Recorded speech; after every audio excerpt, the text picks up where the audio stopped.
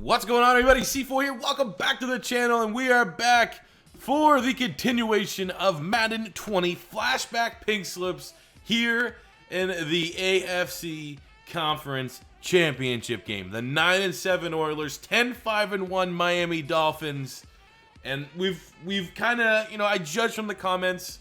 We played and simmed last episode in the playoffs. We played our wild card game. We simmed the divisional game against the Colts. We could see the top will beat them 15-7. And generally in the comments was, don't sim playoff games, which, I mean, it makes sense. We are playing now on all Madden. So, I mean, it's, this is technically the most difficult challenge we can get. But my issue is just more so, prolonging the inevitable. When you win a Super Bowl with your franchise, it's very rare that trying to win another one is nearly as entertaining as the initial chase. So I'm going to make a declaration right now of two things. One, because obviously we don't want to count our chickens before they hatch. We have to beat and win this game here against the Miami Dolphins in the championship.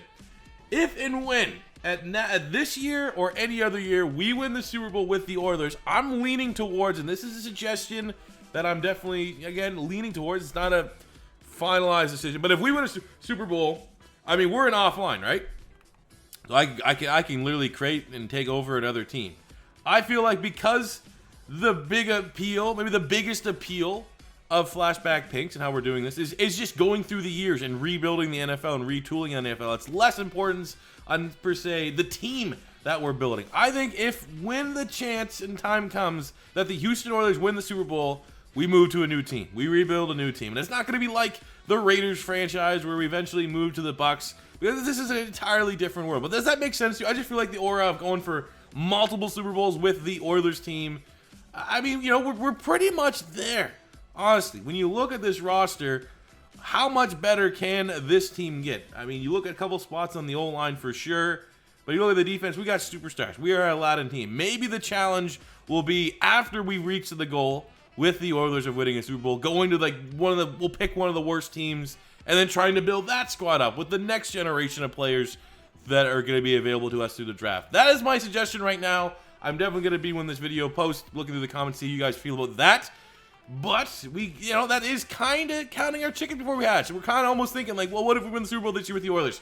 We still have to go through a very tough Miami Dolphins team that is loaded with big-time players.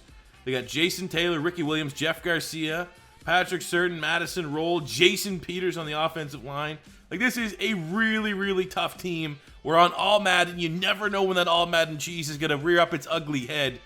So while I do trust our guys, while I do think we have the advantage, this is by no way, shape, or form an easy victory on the road to the Super Bowl here. And we're going to have our work cut out for us, especially, again, reiterating, it's on all Madden, and I'm not great at this game. So without further ado, let's get into the AFC Championship game, Super Bowl on the line. Boom. Hey, try running the ball. Good luck. Albert Hainsworth, Sean Merriman, destroy Ricky Williams. Really set the tone on the first play of the game. Oh, great pass break up there. Antoine Winfield in coverage as we force a 3-and-out. Oh, wow. Let's just go bloop. And let's just Willie Parker do his thing, man. He was the hottest player into that wild card game that we hopped in and played, especially in the second half. He really took it over, and he's maintaining that here in the first quarter of the championship game. Here in the red zone. 1st and 10 on the 11. I'm telling you right now, we want to go Jason Witten. We're going to throw it in behind the linebackers. It's wide open. Bing, bang, boom. Oilers lead.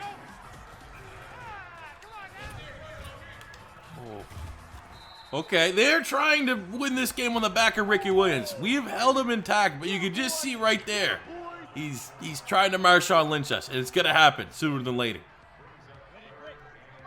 3rd and 1. Let's keep that really good, stout run defense up here, because I guarantee they're too afraid to pass the ball. They keep it. Oh, they go play action. Doesn't matter. Forced fumble. Daryl Smith. Trent Cole picks it up. This is an ass kicking. What? I would never have expected all Madden cheese going in our way. And that Ed Reed pick kind of tells you all you need to know about this game. What? Like the worst animation that they have in the game, and then Ed Reed picks it up. You hate to see it if you're a Dolphins fan watching this. They did a good job, though. After that cheese pick, they are able to force a 3-and-out. Get a little bit of a mini gong. Not going to sound the gong, but it's close enough. It's close to a gong. Oh, wow. Wow, Jeff Garcia. Zero awareness of the line of scrimmage. Corner blitz, Antoine Winfield. He's been insane today in coverage. And then showing, yeah, I'm a complete football player. Here's a little sack on 4th down. Get the offense the ball back. My God, credit where credit is due. Their pass rush and their coverage. Like none of our guys, none of our Pinks guys are really getting off coverage here that we can just throw it up and hit the deep ball. Big sack. Good stand there for the Dolphin defense. Oh no, they just pinched us. I don't know who that is. Chris Chambers, maybe? We just got pinksed. It is. What? Fullback dive. Come on. All right, they got a pulse. Oh my God. I literally am under assault here trying to throw the ball. Can we even execute a slant? 3rd and 16. Boom. There we go, Andre Johnson. Oh, he almost muscled his way in. We're not going to risk. How many times have we done something stupid here and the clock just runs out and we don't have any chance to get any added points before halftime? Not going to play with fire. We're going to kick the 3, 10-point lead.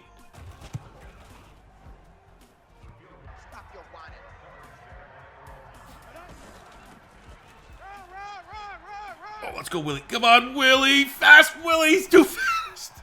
The 97 speed. Let's go. Don't need to throw the ball when you got Willie Parker, the most overpowered 74 running back in history.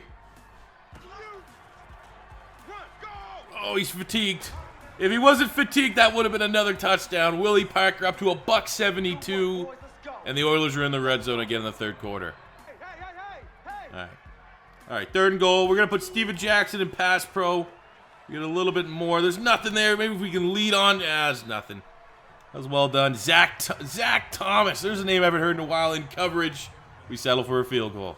All around me are familiar faces, worn out. Oh, Ed Reed. We've been waiting for him to make that big play since we won him. It even feels weird. We won him, but we swapped Troy Polamalu for Ed Reed. It needs to be the context. Because we gave up a truly elite all-time great for another truly elite all-time great. We're waiting for that moment where Ed Reed would take a game over since we've got him from Baltimore. And he waits for the biggest game of the season. Gets his 2nd pick. Oh, over the shoulder. Just a casual over-the-shoulder interception from Samari Roll. Give the ball right back. Took a gamble. Could have been passive. Chewed the clock. Kick a field goal. Wanted to just get a little adrenaline shot to this game. Can't hate it. Over the shoulder, no look pick. Pretty good. Ooh. All right. All right.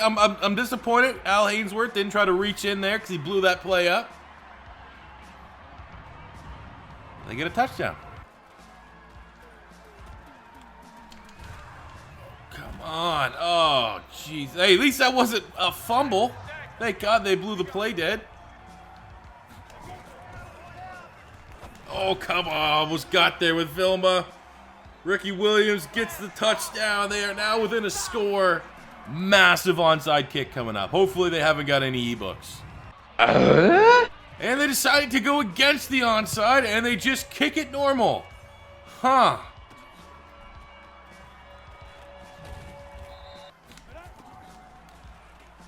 Oh, get out of here. Winfield again at corner blitz. 2nd sack of the game.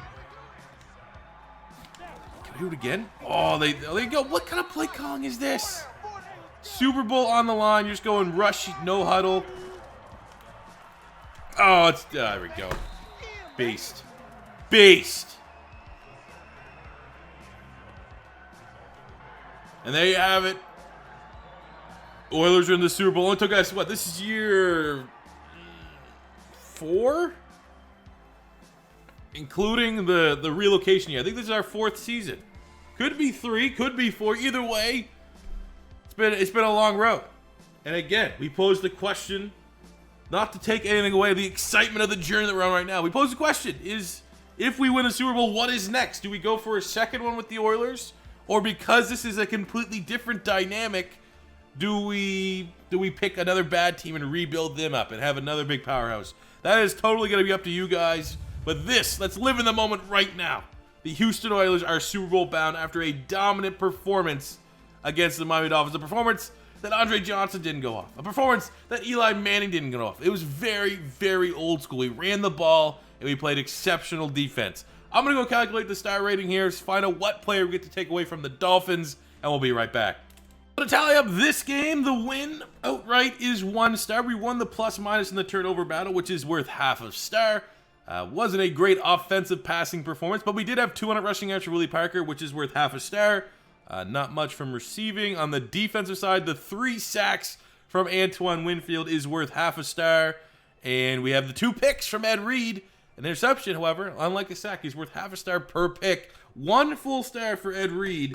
So that is a 3.5 star performance. Round down to a 3. It's a +6 upgrade that we get to add to the squad as we get ready for the Super Bowl.